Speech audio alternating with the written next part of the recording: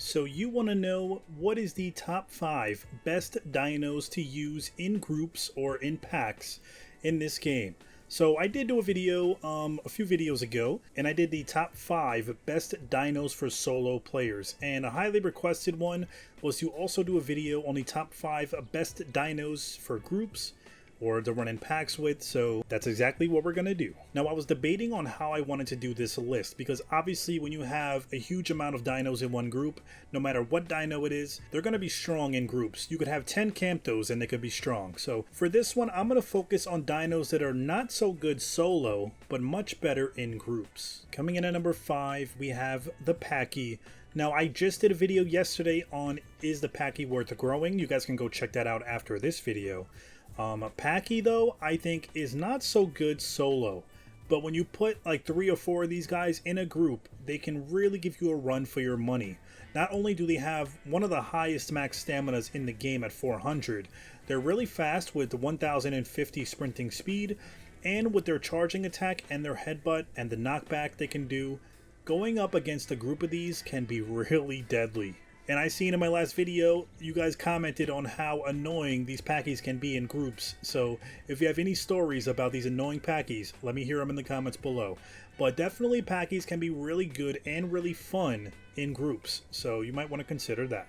Next up we have the Concave. And the Concave is a very interesting creature. Definitely he looks badass now with his new animation look. So the Conch does have 475 HP, which is the second lowest max health in the game. So I think solo, these guys, I mean, they can be fast and evasive, but they can be fairly easy to kill. But they also have 400 max stamina, makes their stamina really good for running, for chasing, for leaving, and in packs, these things can be deadly, let me tell you. Now, he does only have 2100 combat weight, which is not that high, but that does not mean that his moveset cannot be effective. So for head, he has a regular bite attack, and that bite attack can do 60 damage. So 60 damage, and if you're in a pack, imagine getting attacked by 4 or 5 of these. That 60 damage each adds up. For senses, he now has nictating membrane. They also can be semi-aquatic. It's also a huge plus. Makes it good for either whether you're chasing a semi-aquatic into the water, or if you're running away from a land dino and you have to make it to the water to survive. That can be used in both ways. For front limb, he now has 3 different abilities here. He has a claw attack, a balanced, and a paddle. Now if you want to make him more aquatic, you can put the paddle, but then you lose the ability to use the claw.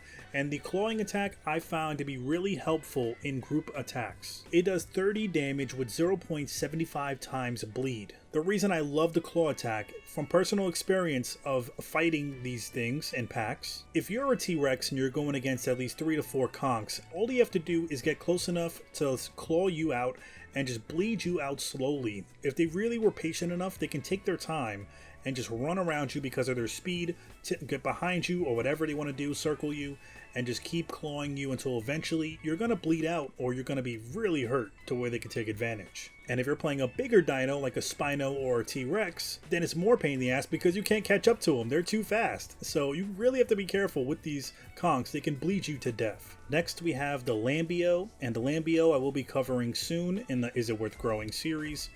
But I find these things can be really good in packs, mostly for obvious reasons. So they have 700 max health, which for one is a really good max health for them.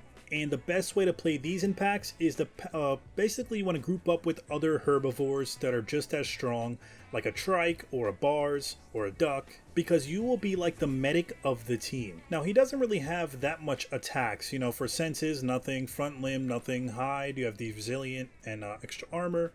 For legs, nothing. For back limb, you have web feet now, which helps you increase your swim speed. And then for tail attack, he has a regular tail attack and a paddle tail. So they can be semi-aquatic, but you have to put on these swimming abilities.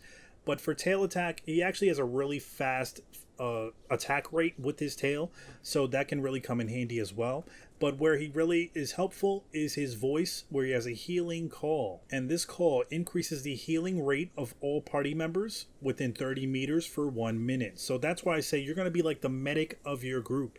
Not really for fighting, but more for support. You're going to be a support dino to your pack. And keep in mind, this healing call works faster when you're out of combat. So if you don't want to use this call during PvP combat, You can wait till after when you're resting and trying to heal up, because you heal faster out of combat than you do when you're in combat. And the healing call gives you 11 times faster health regen. 11 times faster. And his tail attack does do 40 damage, which is also good for minimal defense when you have to protect yourself. Coming in at number 2, we have the Meg. So the Meg also made the list for one of the best solo dinos to play as, but even he's just as bad in groups because they're so fast, they're so evasive, and the way they're how slippery they are, they can go underneath like bushes or trees and just blend right in, and so easy to lose their prey or catch up to their prey. And one of them is annoying enough, but a whole group of them is even worse, especially when they're grouped up with bigger packs. So when they group up with bigger dinos, let's say you have T-Rexes and then they have a Meg in their group. While you're focusing on the T-Rexes, the Meg is so slippery that he could sneak in behind you, grab some bites in to help his pack, and then run away. And if you're playing obviously a bigger dino that's not as fast, it'll be hard for you to catch up to the Meg. And then you have a Venom bite, and the Venom actually stops the other dino's stamina from regenerating and drains it a little bit faster. So when you have a whole group of Megs hitting you with Venom, that Venom will stack up and your stamina will deplete, and it'll stay depleted until that Venom is gone. And in PvP, I don't think people realize how much stamina they actually use when they're fighting. Before you know it, you have no stamina, no way to run away now, and you have a whole group of Megs that's just going to circle you and nibble at you until you die, because that Venom is going to stay on you until it goes away. They're also really good now because, you know, they can dive with increased oxygen, where they no longer lose stamina. And they have Twilight Menace, where you can gain 15% increased stamina regen during the nighttime, so that at nighttime in packs you're even more deadly. So all around, Meg is a pretty solid dino to use. And then we have the Serato. So I was debating on if I should give this spot to the Serato or the Metri. So if you want to use the Metri, you can. Perfect for groups.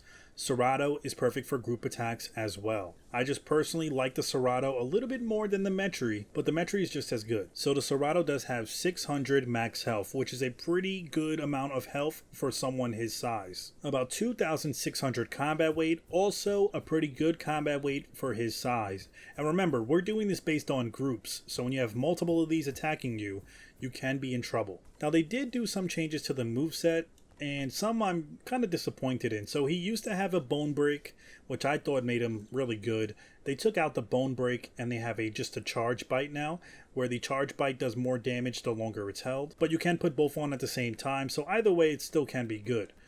For senses, he doesn't have anything. For hide, you could do resilience, extra armor, or lightweight scales to increase your speed. Now, having a group of Seratos with 10% extra speed is not a bad idea. And then for back limb, you have leap. This is where you can increase your jump height and decrease your fall damage. And then for tail, you have regular balance, which increases your turning, or just regular tail attack. So the Serato's definitely been through some changes. They removed some of his movesets. They replaced it with, I wouldn't say better abilities, but, you know, half decent abilities. He has really good stamina drain, good speed, and I still think even without his clawing or his bone break, they can still be very, very good in packs. But if you guys disagree, or if you agree, let me know in the comments below your thoughts on the Serato as a pack dino. Do you think he's good for packs, or do you think they're just easy kills? And that is my list for the top 5 best dinos for group players. I would love to hear your list in the comments below. Now obviously, you know, if you group up like 5 T-Rexes in a group, then they can be good. But I was trying to do the dinos that are not that good solo wise, but way better in packs. Don't forget to hit that thumbs up if you guys enjoyed this video, and if you want to see more videos like this, make sure you subscribe as well. Let me know your thoughts in the comments below. I pretty much read every comment. I always like to listen to your guys' opinions, so I read everything. So comment your opinions down below, and if you have any video ideas, also comment it below, and I'll definitely put it in consideration. Otherwise, thank you guys for watching, and I hope to see you in the next video.